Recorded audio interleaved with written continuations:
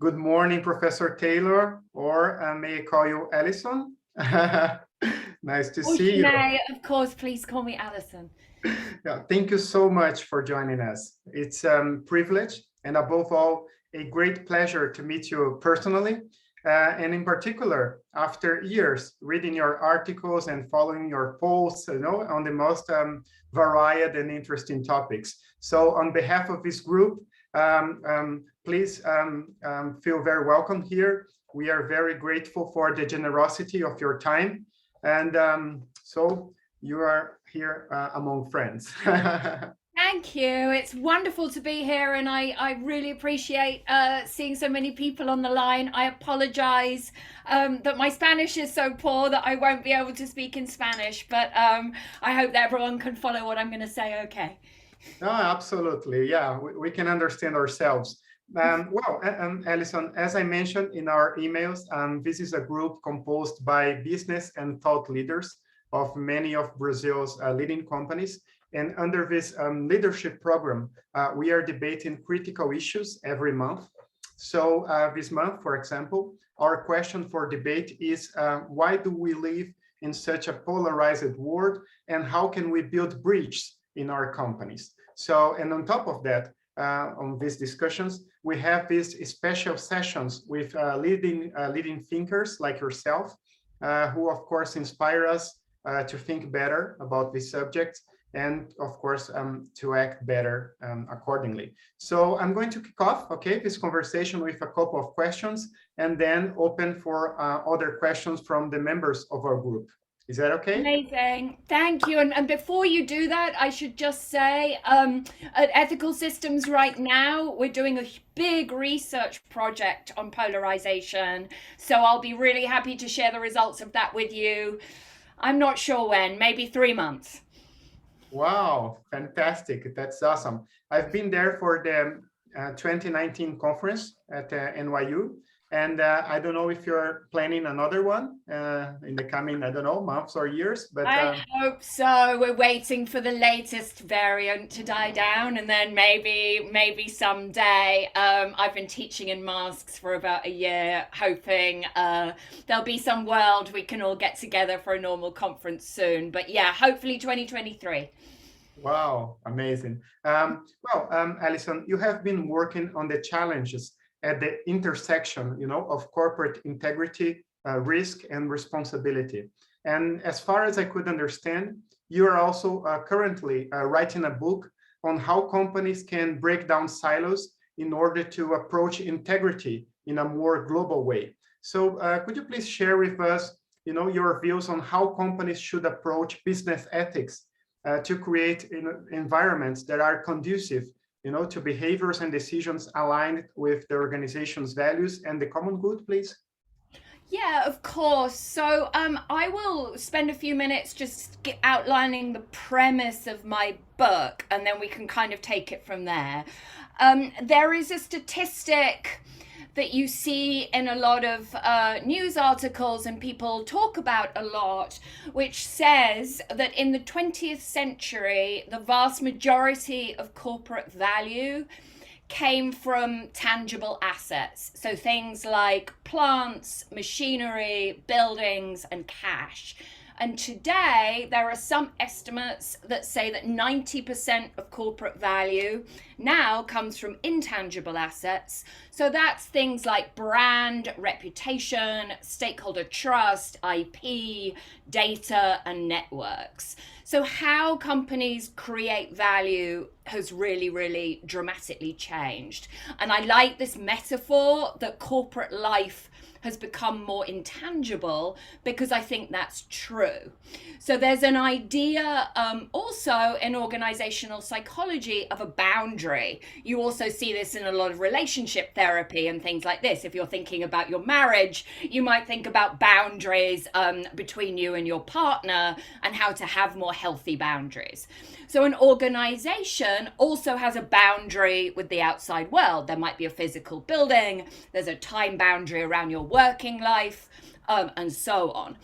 And so my argument really is that historically, what we have named as business ethics really has a lot more to do with creating a defensive boundary around the organization. We even use the metaphor, right, of 3 lines of defense when we're thinking about compliance and when we're thinking about risk.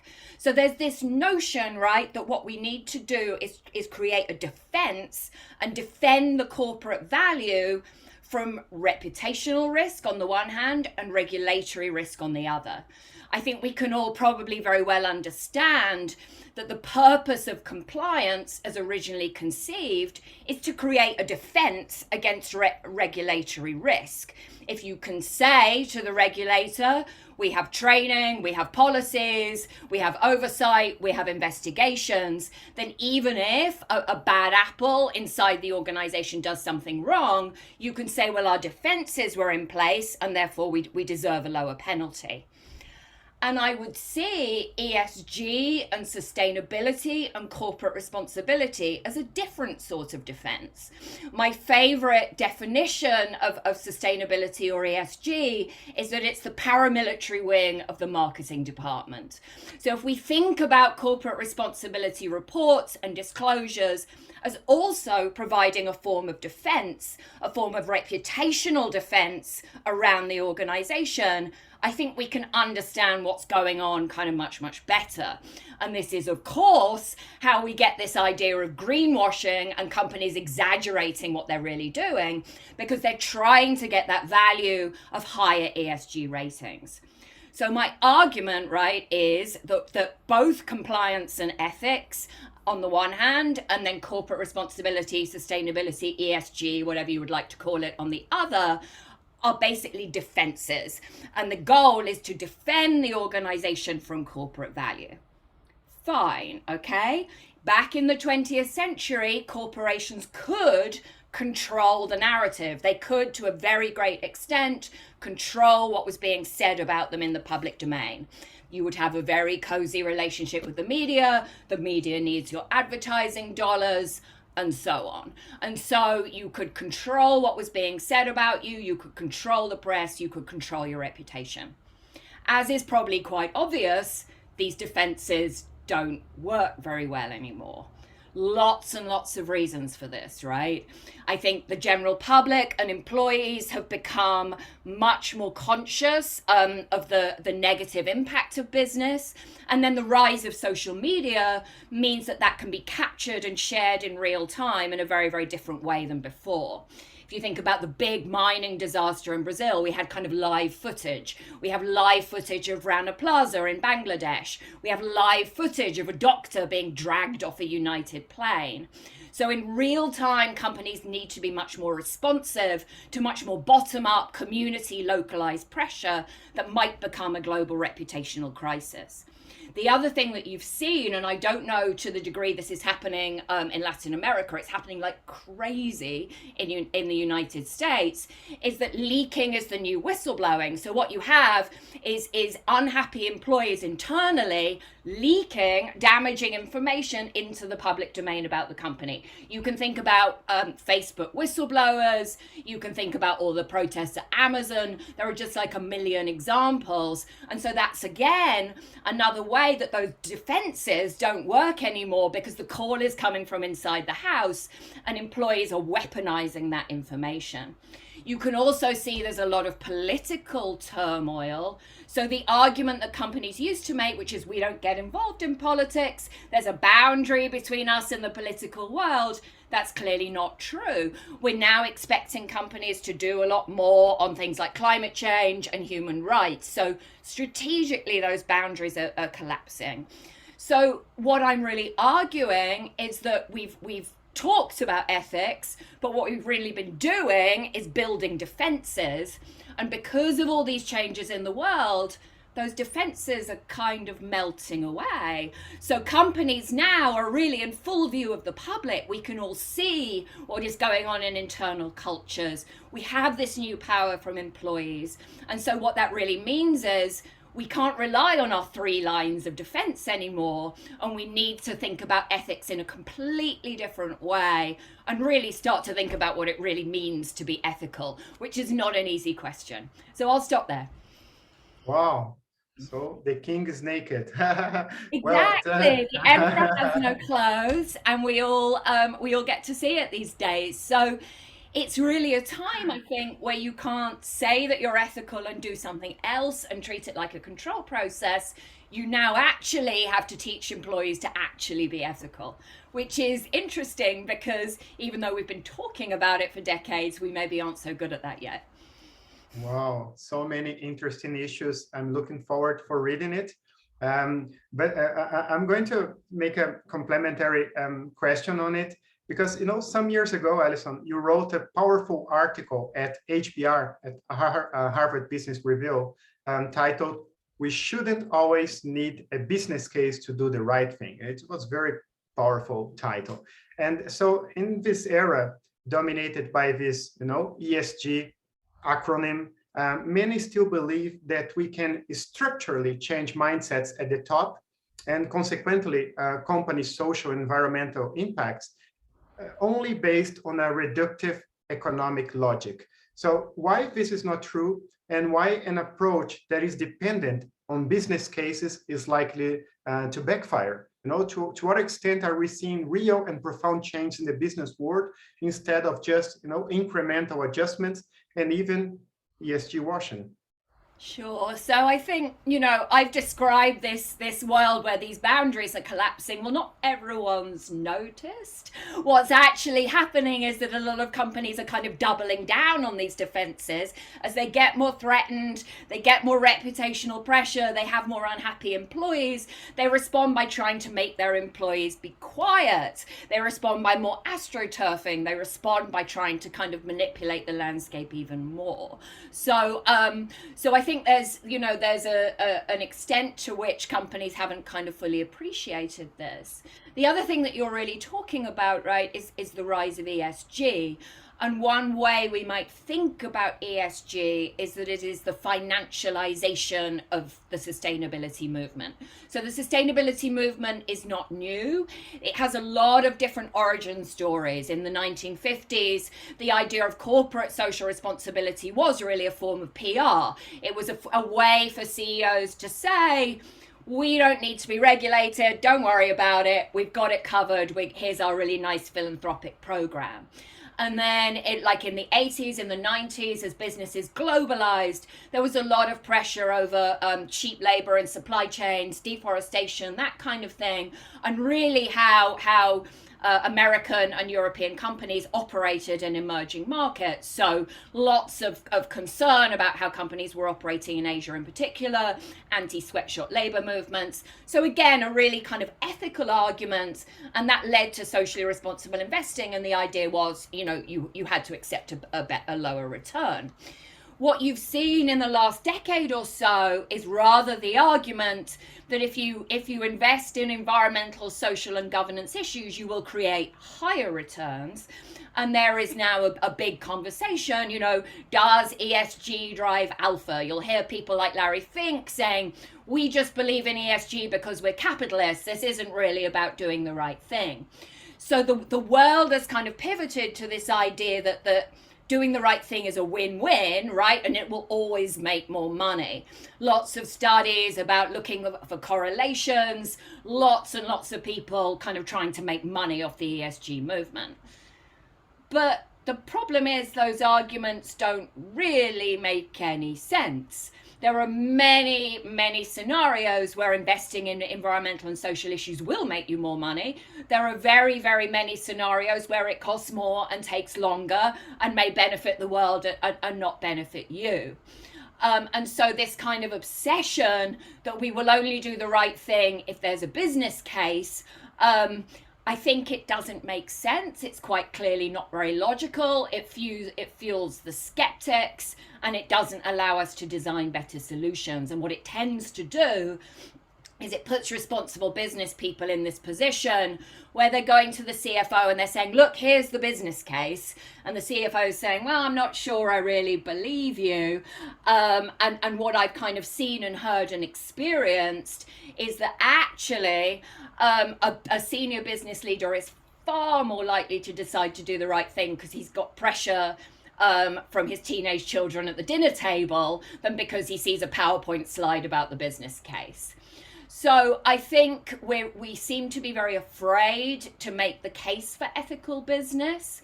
But as I've already explained, you can be a skeptic about ESG, but the forces in society of us wanting business to have a more expanded role, wanting business to be more responsible for its supply chain, wanting business to take on roles that policymakers used to take on, wanting business to be responsible for its externalities. You can be an ESG skeptic, but those forces aren't going away. So whether there's a business case or not, we need to actually deal with these forces. So I think there's a lot of noise and a lot of debate. Are you pro or anti-ESG? This is again the case in the US press that sort of misses the point. The world has changed and we've got to get with it and we've got to do something about it. And I would argue that what we've got to do something about is corporate ethics. Wow, quite insightful. Thank you. Angela, please.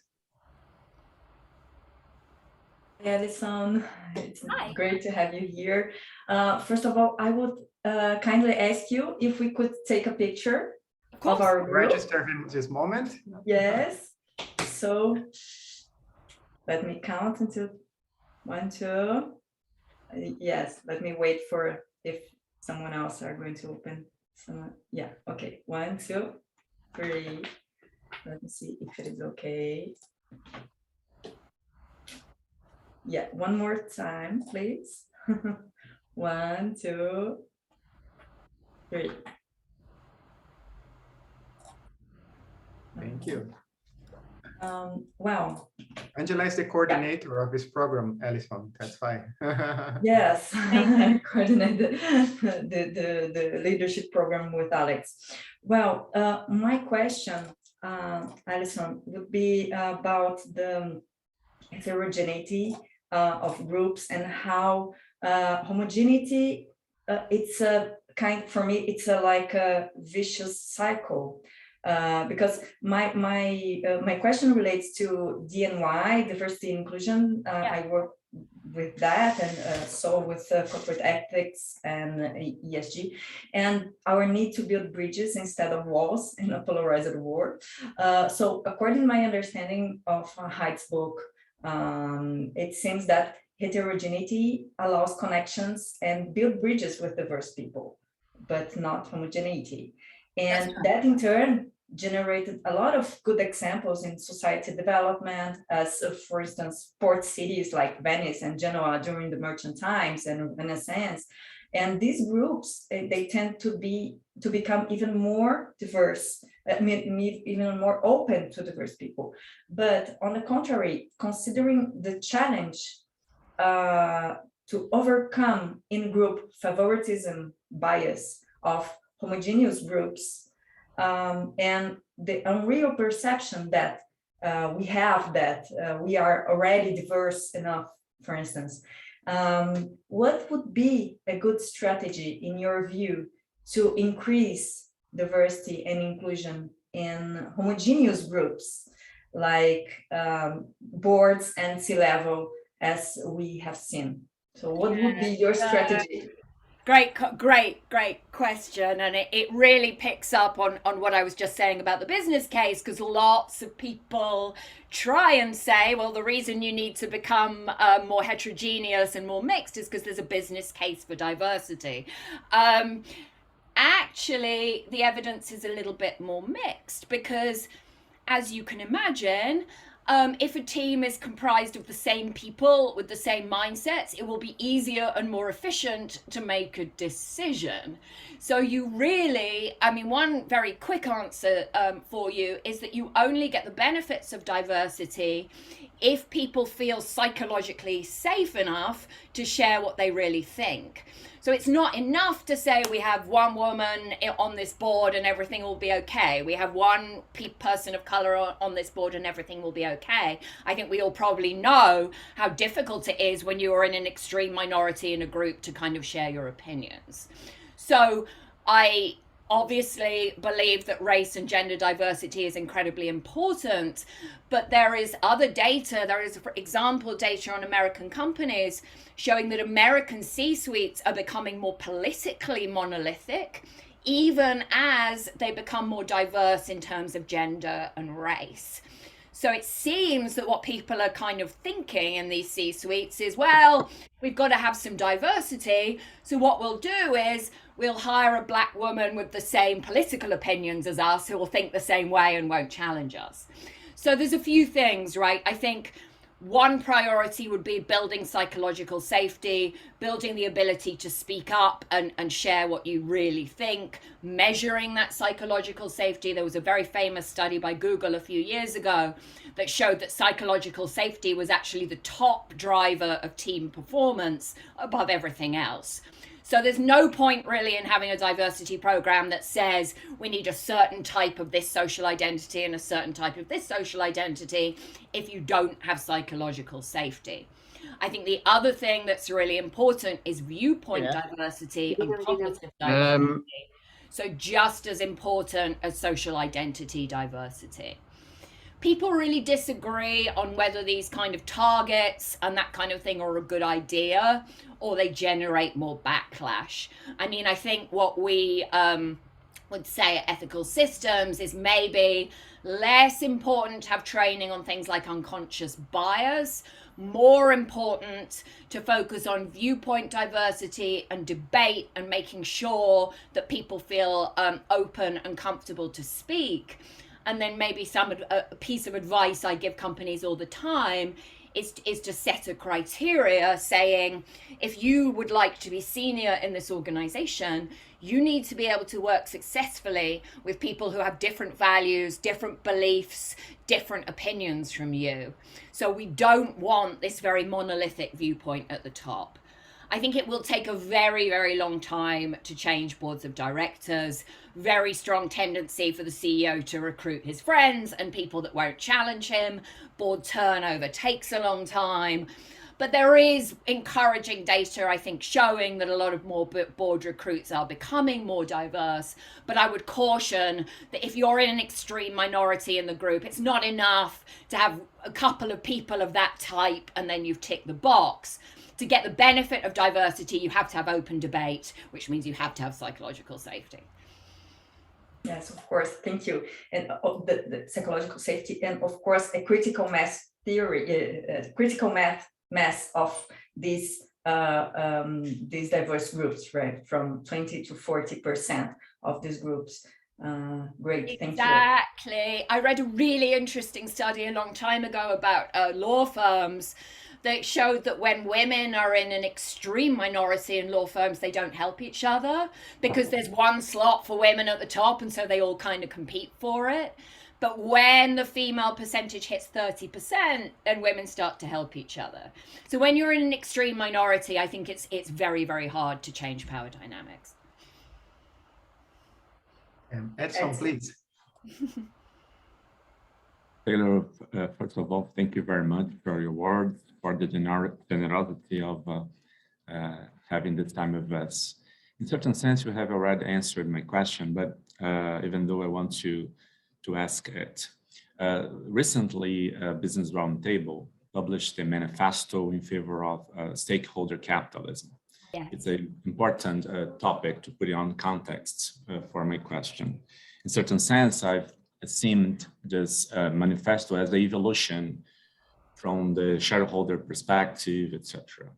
But listening to you, I like to say the following question. Do you really believe in the evolution of consciousness collectively from the top level management? I'd like to hear from you this kind of topic. It's possible to believe in real, honest, sincere evolution. I'd like to hear a little bit more. You've said something about it, but I'd like to hear a little bit more.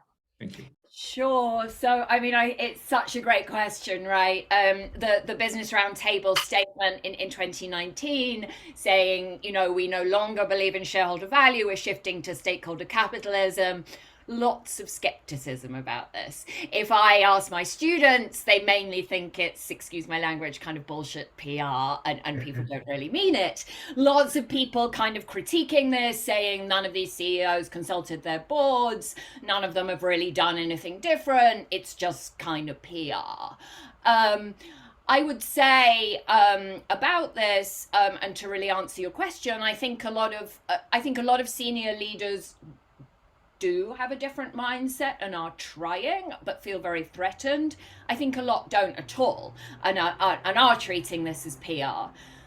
But it doesn't really matter if it's intended to be PR or not, because you're probably familiar, right, with the concept of the Overton window. That is the space for what is allowed to be debated in society. So what I think this statement did was open up a window to say that companies should have different strategic priorities and they should listen to different voices. So even if you don't mean it, you've said it, and that has changed the world, because now what has happened in particular is employees are saying, well, you said you cared about us, and you said you cared about different priorities, and you said your values were important, so now we're going to hold you accountable.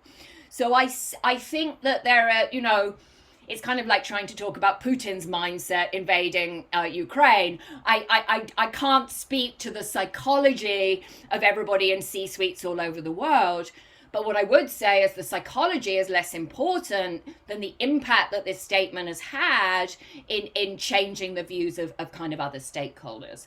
I also think that the pandemic has shown that even if these boards and C-suites don't mean it, even if they're not changing their governance, they have had to listen to different stakeholders because they will not succeed, otherwise. The final thing I would kind of say about the Business Roundtable statement is, it says, well, what you've got to do is balance the interests and work in the interests of all your stakeholders. Well, that's nonsense. If you think about this for 1 second, you can't possibly act in the interests of all your stakeholders. There are very clear scenarios where maybe your employees are pushing for more pay and your shareholders would prefer you did not give them more pay. So in any business, you've got to decide which stakeholders do I listen to and which stakeholders do I not listen to. That's about tension, that's about conflicts, that's about priorities. The idea you can just balance stakeholder interests and everything will be okay, that makes it sound easy, and it's actually extremely difficult. Yeah, absolutely. These trade-offs are very hard to define exactly. So Lucas, please, go ahead. Great, thank you. Well, on the same topic, so there's some people like Larry Fink and so many people now, the Business Roundtable people, they use this. The buzzword is purpose. Yeah. So I'd like to know what do you think about it in terms of is it really a possibility of a link, of a glue, of a link between economic value and social value, or can it really underpin the idea of a stakeholder capitalism, or make it work? To which extent is it something that can deal with what you just said? You said that it's impossible to make it good for all stakeholders at the same time. There are trade-offs, and so some people believe that the idea of if you have a good, well thought purpose, this could be a way to inform and to guide trade-offs and tough decisions, and also to get everybody on board on the same boat and has motivational benefits. So what's your take on that? Can we really trust purpose to be a way forward? Sure. So I think the emergence of the word purpose is super fascinating, and one of the reasons I think it's happened is because of the way I introduced this talk, right? We don't really know what we mean by doing the right thing anymore. When people say ethics, they usually think about compliance. There's lots of acronyms and weird terms. I mean, you can hear me saying, well, sustainability or corporate responsibility or ESG, I'm not really sure. So there are all these kind of terms, and I feel the world's sort of focused on purpose as a way to bring all these pressures together. The trouble is no one really knows what they mean by it. And I think it's highly significant that it's mainly PR consultancies that have jumped on this kind of purpose bandwagon. So one thing I will say is if you don't have purpose, a vacuous branding exercise is probably not going to help. Something else that's very clear that you sort of mentioned in your question is, no surprise chief executives like purpose, because there's all this data saying that if employees feel purposeful, they'll work harder. So that's great for the bottom line. So I think there can be something a little bit exploitative about saying, you know, if our employees are completely dedicated to work, obviously they'll work 14 hours a day and kind of make us more money. If you hear someone like Paul Polman, he'll kind of say, you know, we need to be purposeful and we need to believe in what we're doing. Well, what the data also kind of shows is that purpose is very important to human beings. Many people get just as much purpose from their family or their personal lives as their work. I think there's maybe something kind of toxic and self-serving about saying that work is our family and work should take all our, you know, our entire lives. So what the data shows is that you're more likely to have a sense of purpose in a healthy culture where you have a sense of dignity and respect and you feel valued. So I don't think it's a case of the company saying, well, we make shoes, let's create a big purpose statement about we're going to make the best shoes, that we're going to transform the world. I mean, it all sounds a little bit ridiculous. It's much more important that you have values that mean something and that you focus on cultures of dignity and respect and value. And maybe that means your employee can go home at 4 to look after their children and they're not thinking about the purpose of the company 24/7. But when they're at work, they feel they can speak, they feel they have psychological safety, they feel they have dignity, they feel that they have respect. So I think we're overcomplicating it. I don't know that the private sector needs some higher mission, but I do think that you will only get performance and value from employees if employees feel like they're valued and they can say what they really think. Fantastic. Because this has a connection with the idea of this hierarchy of needs, you know, because how can we talk about purpose if we don't have a safe base? If we don't have psychological safety, financial safety, and a connection, a good environment in which you have a self-esteem. So if we do not fulfill the basics, it's very difficult to keep talking about a higher noble purpose. So exactly, and lots of companies combining rhetoric about having a higher noble purpose with not paying their people properly or not having very good working conditions. And so it's again, like back to this idea of treating all this as a defense, a PR-led defense to make your company more popular and not really dealing with the actual basics. And again, back to this point that that's not going to work anymore because it will become very clear that your employees, in fact, don't believe in your sense of purpose and think you're a bad employer. Yes, and of course, authenticity. It's of course the big difference between companies. The last conversation that we had, Alison, two or 3 weeks ago, it was with Hubert Joly, the former CEO of Best Buy, who has just written a book, The Heart of Business. And of course, just like Paul Polman, he's very well known nowadays because of the idea of a genuine, authentic purpose. So Marta, please go ahead. Thank you, Alexandre, and thank you, Alison. I think this has been fantastic dialogue. My question is incredibly connected to everything that we were talking about. I want to talk about what's been referred to as purpose washing, and an incredible amount of employment disengagement that we've seen, especially among millennials. Yes. And I see sometimes a generational gap. I see older people just saying, you're just too, psychological safety. You whine too much. 100%. You're just a bunch of whiners. while younger people are just saying, I don't find purpose, I don't understand, I want something larger, something impactful. And then middle managers are in the middle of it, trying to yeah. and I think that connects exactly to what we were talking about. So maybe you can comment on that.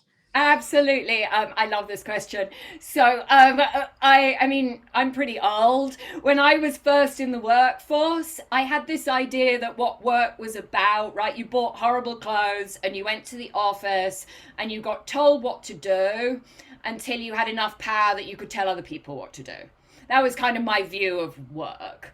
And now you're exactly right. I mean, I teach undergraduate students, and there's so many surveys and so much data about this, sort of saying that young people want to work somewhere that's aligned with their values, and they want their work to have a higher meaning and a kind of higher mission.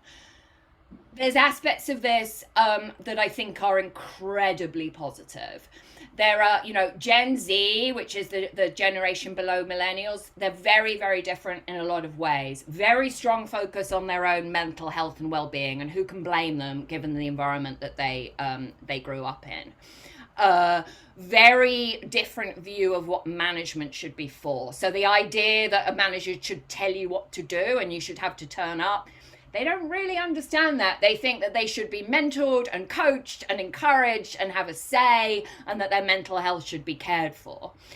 They also believe that products should be designed in a very, very kind of personal way. So I think a lot of this is really, really really healthy. I don't know that the view of work I had when I was young is healthy, and I think a lot of this this new thinking about what work and management is for will change organizations for the better.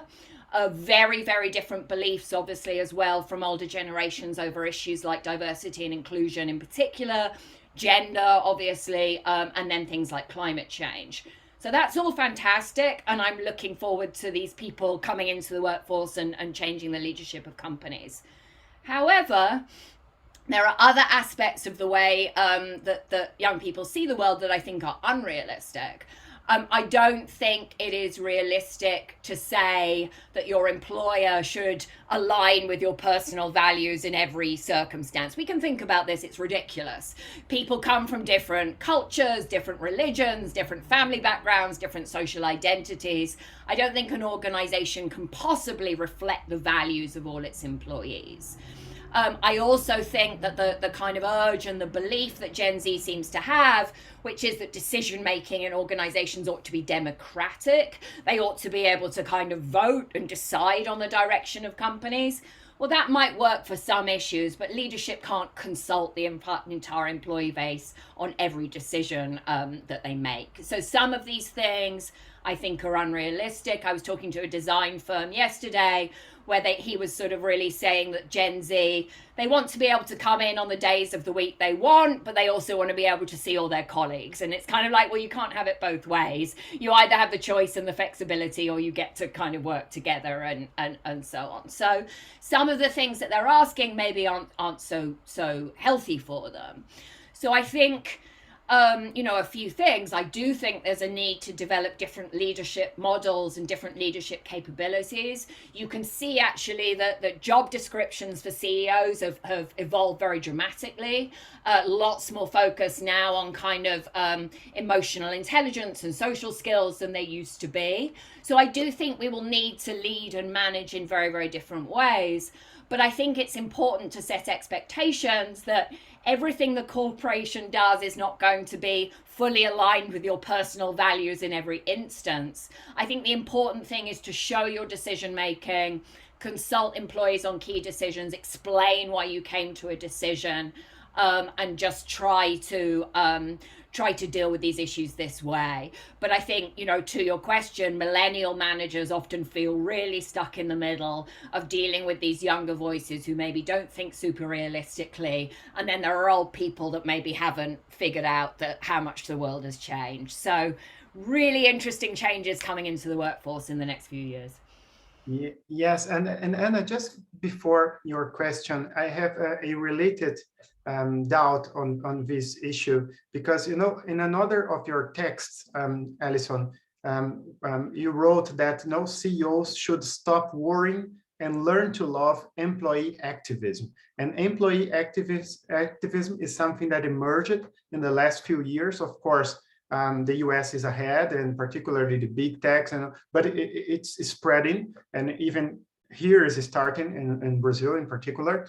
And so most senior leaders do not seem well prepared to deal with, because how is it possible to balance, on the one hand, the need for openly discuss difficult decisions with employees in order to, of course, to be inclusive, to avoid tensions to build up, and on the other hand, the need to avoid that certain moral topics divert all the attention of the organization and end up increasing polarization among employees. So how can you please? Yeah, I mean, this is such a good question, and I want to answer by with two quick anecdotes, right, that illustrate how challenging this is.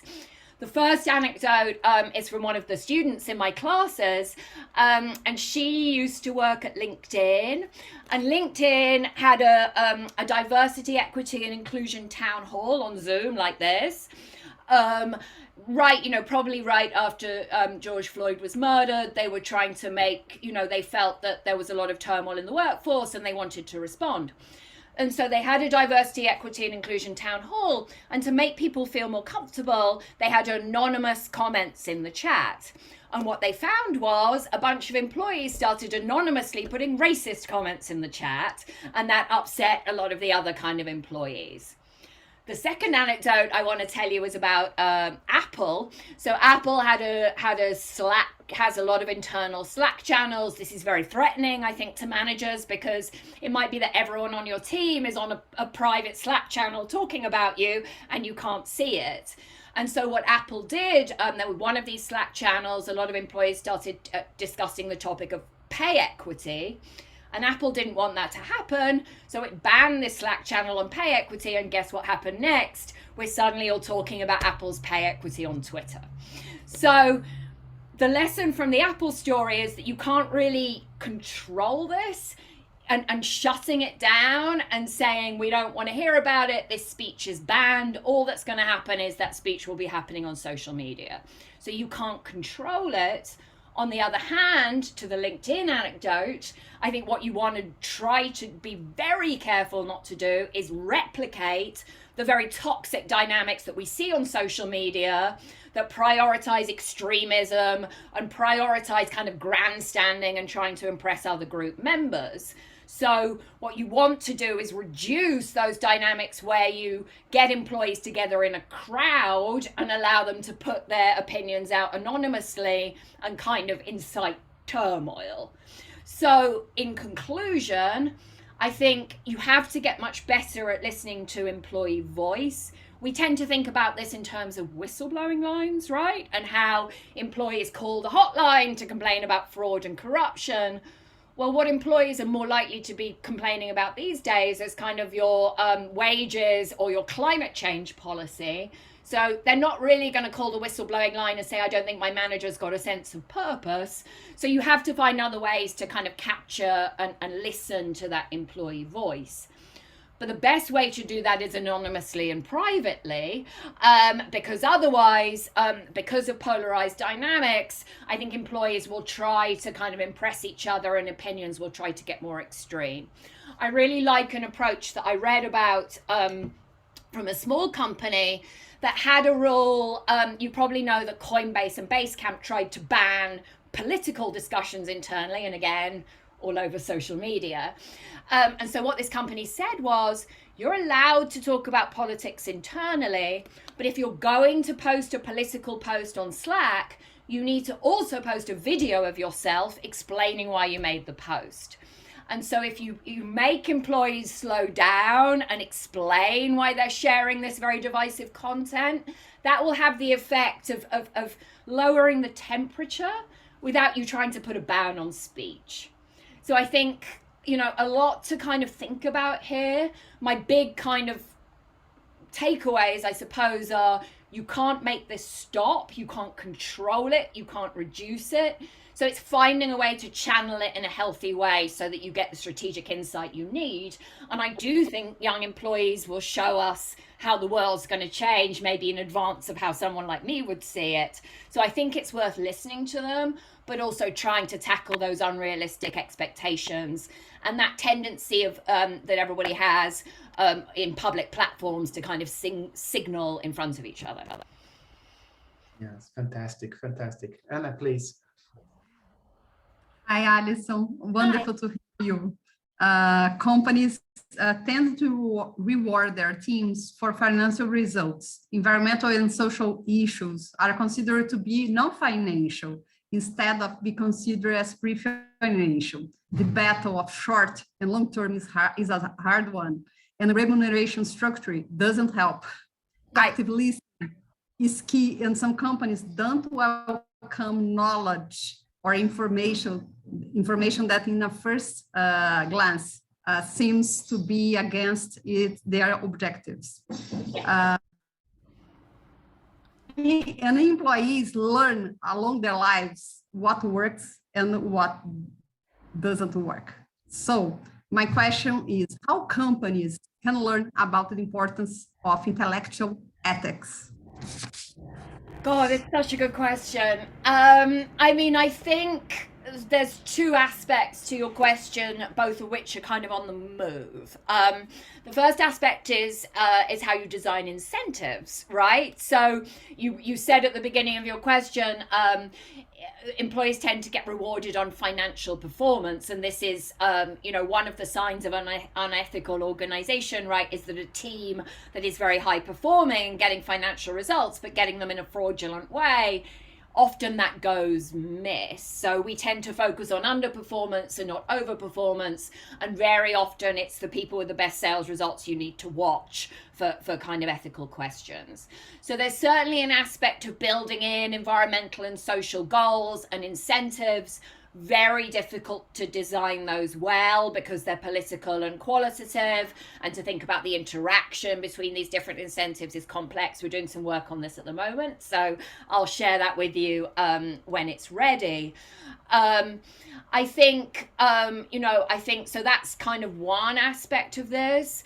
I think the other aspect of it is what you said about ethical decision making. I think that presents a challenge for compliance functions, because you'll often hear compliance leaders say, well, I want to be a trusted advisor. But it's quite hard in reality to be both a policeman and a therapist. It's hard to be both a trusted advisor and to deal with wrongdoing. So I've been talking to some Dutch banks recently, and they're very, very leading on these issues. And they have ethics committees that are different from the compliance function. They think about media, they think about reputational risk, they think about their values, and they deal with really tricky issues like, should we invest in rodeos? Should we invest in genetically modified ingredients? And any employee can go with an ethical dilemma. And to the conversation we were just having just now about younger employees, they have young employees on these ethics committees in case that senior leaders miss a really important perspective. So I think we'll start to see functions that think about ethics rather than just compliance.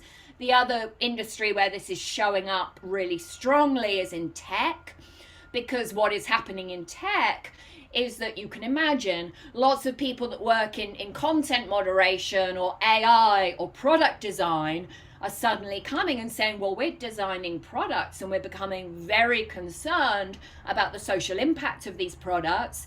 These are very concerning ethical issues. And then they're looking around the organization and they're being like, who do I go to? Compliance isn't going to tell us about ethical product design. ESG seems to be, or CSR seems to be just about making us look good. I can't get good advice. So there's so much appetite, I think, from employees to deal with these ethical gray areas. I think we'll start to see companies having to kind of deal with and manage these conversations. But it's not easy, and I don't think that many companies are ready.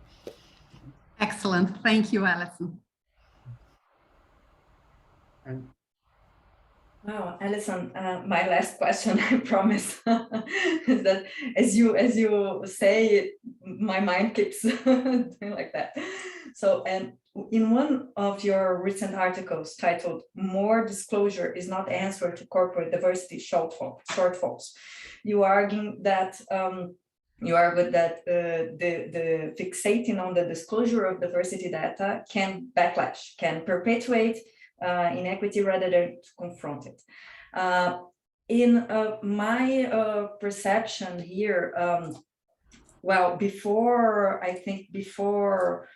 2011, when we didn't have so many researchers here in Brazil about gender and race diversity on boards, when I spoke with board members, they said, oh no, there are a lot of women. Oh, I know that director. I know that one. I know that one. And me and Alex, together with two more researchers, we did an extensive research to disclose the number of the real number of women, and not just one, two, three, four that they knew. And it was terrible. I bet. Yeah, terrible, of course. And in 2013, when we finally got the numbers and we analyzed more than 83,000 seats during the previous 15 years, we found that we had the stagnation of the number of women, white women.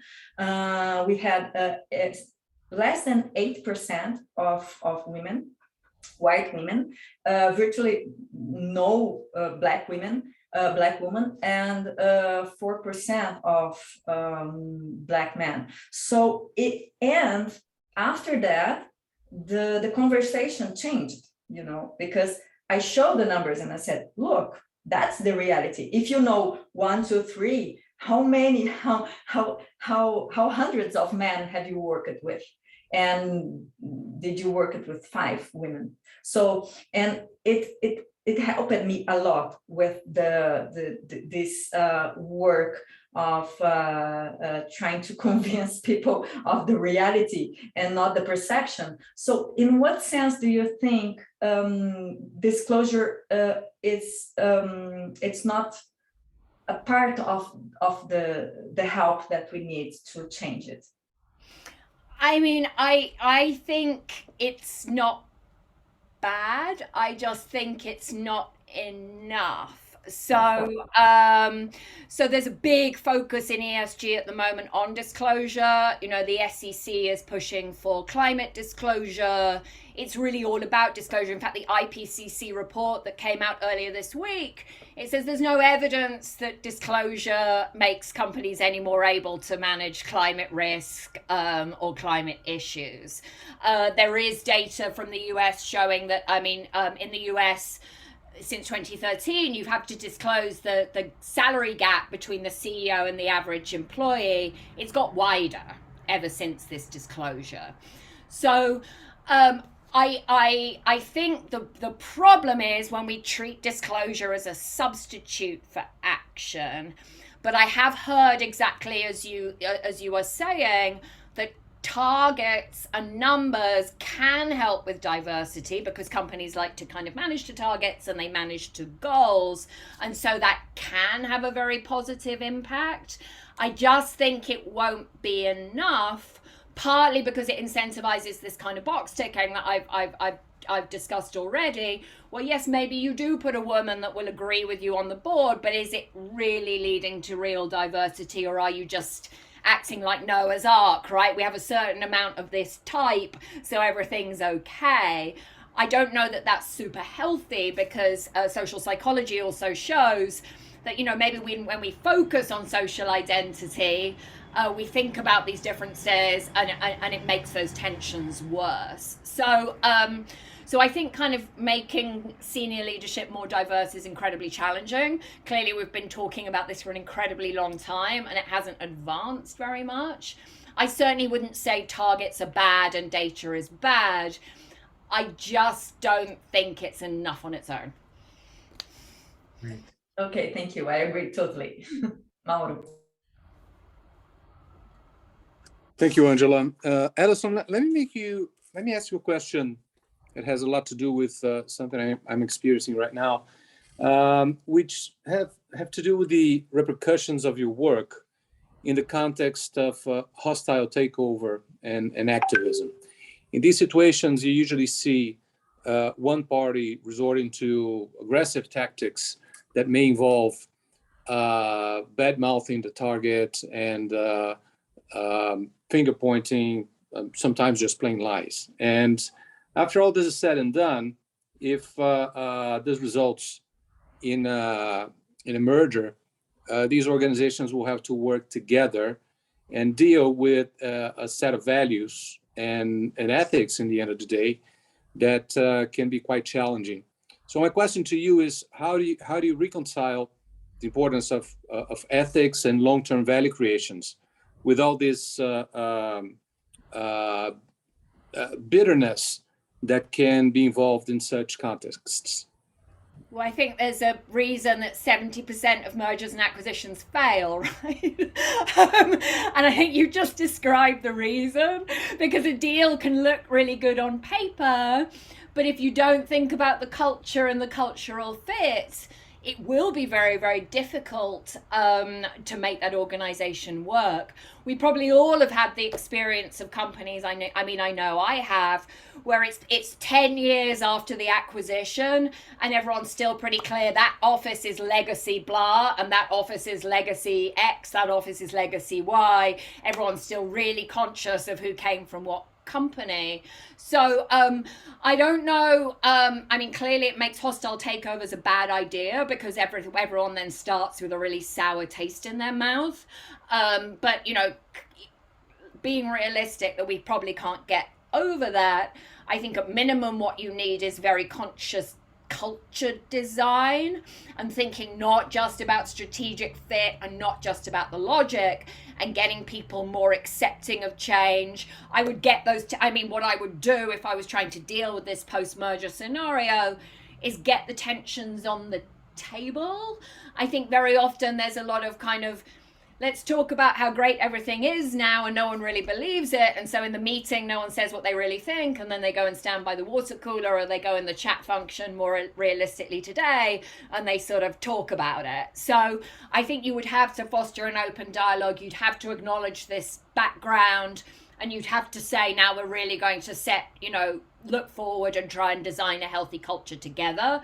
I would get the employees of both organizations to give input on new values and a new purpose and a new mission, but absolutely not easy. And that's why you see so many post-merger failures. Wow, wonderful. Thank you. Wonderful conversation, Alison. I don't know if you have time for one last question, or if you have a hard stop at one final question is quite perfect. Thank you so much. Well, companies are perhaps under unprecedented pressure to speak out on a wide range of political, social, and moral issues, ranging from racism in the US, human rights in China, deforestation in Brazil, Russia's invasion of Ukraine. So to what extent do you believe CEOs should take a stand on these issues? And what are the perils, the promises, and the moral duty of being more vocal on these issues? And are we under a sort of a new era of corporate political responsibility and not only social responsibility? I hope so. I think the evolution of this is so fascinating. It's again something that's kind of happened in the US. It happened during Trump, but I absolutely agree. This is a global thing and it's not going anywhere. So we were very keen at the beginning on, CEOs are the new politicians. CEOs show more leadership than politicians these days. We trust CEOs more than politicians. CEOs should be our social leaders. It sounds good. Actually, even Republicans in the US didn't criticize it very much at the beginning, but I think now we're seeing the long-term consequences. I think it's actually incredibly dangerous to suggest that companies can solve all our social and environmental challenges, and it's incredibly dangerous when you start to see companies taking on roles that used to be left to politicians. So I certainly think these things aren't going to go anywhere, but I think a responsible company companies ought to be thinking about democracy and ought to be thinking about polarization and ought to be trying to draw back and say, no, we need to let politicians do their jobs and we need to think about what we realistically can and can't be responsible for. So I think it's a terrible idea to speak up if you're not doing anything. I mean, it goes back to where I started, right? If you treat this as PR, you say one thing and you're doing something else, terrible idea. This happened after George Floyd's murder in America. Every company in America, Black Square on Instagram, we really care about racism. And then what happened was, of course, lots of the things that we're discussing on this call, employees were like, well, no, you don't, because we can see that your C-suite's entirely white. So it's very, very risky to use these issues for grandstanding if you're not taking action internally. Lots more scrutiny than there's ever been over the gap between a company's rhetoric and its political spending. That's not going away. So I think lobbying and tax and influence behind the scenes are the big ethical issues of the 2020s.